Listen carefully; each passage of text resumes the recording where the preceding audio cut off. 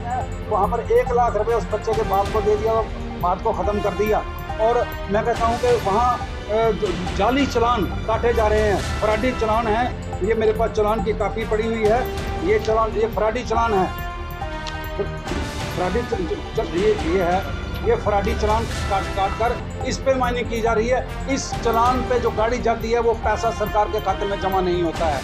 1000 गाड़ी जो है वो अगर वहाँ रियासी से निकलती है तो जिसमें से 200 गाड़ी लगभग सरकार के खाते में जाती है। 800 गाड़ियाँ जो हैं वो फेक चालान पे चली जाती हैं और वो सारे का सारा पैसा वो लाखों रुपया बनता है। अगर एक गाड़ी का 5000 रुपये सरकार के खाते में जमा होना होता है तो आप बताइए कि 600, 700, 800 गाड़ी अगर बाहर निकल गई तो वो पैसा कहाँ गया? ये कौम का पैसा, यही पैसा सड़कों पे, नालों पे, अस्पतालों पे, स्कूलों पे, हर जगह खर्च होता है और ये बेदर्दी से लूटा जा रहा है।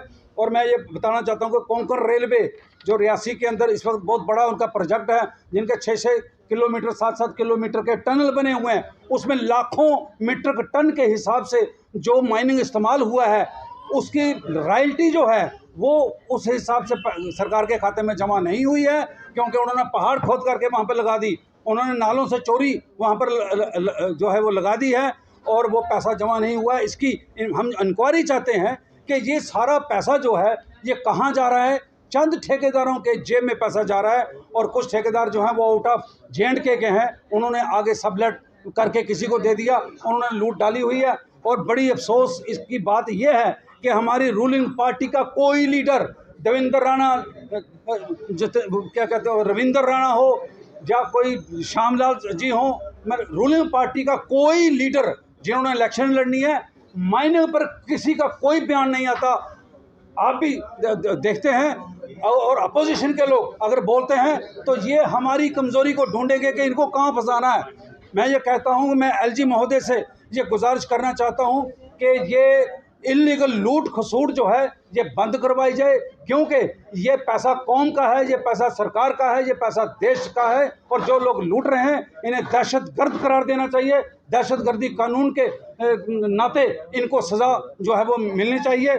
मैं ये समझता हूँ जल शक्ति महकमा जो है तो ये उनकी एक चिट्ठी है मेरे पास, वो ये चिट्ठी उनकी है और वो कहते हैं अगर वो उन्होंने चिट्ठी लिखी DC को कि अगर माइनिंग बंद नहीं की तो रियासी टाउन का और गिरदोनवा का सारे इलाके का पानी बंद हो जाएगा।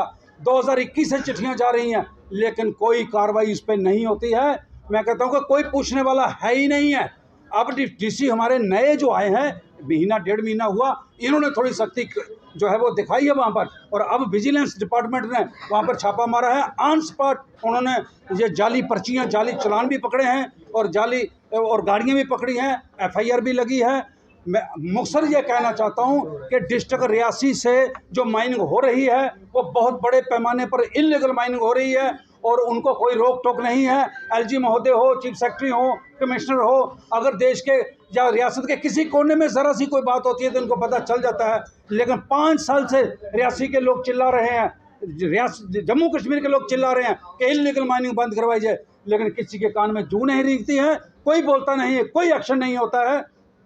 इसलिए मैं आपकी वसातत से, मीडिया की वसातत से ये LG महोदय तक बात पहुंचाना चाहता हूं कि साहब ज़रा इस तरफ ध्यान दीजिए और इस इल्लीगल जो है जो माइनिंग जो है इसको रोकिए, ताकि ये पैसा जो है ये लोगों के काम आए, सरकार के काम आए।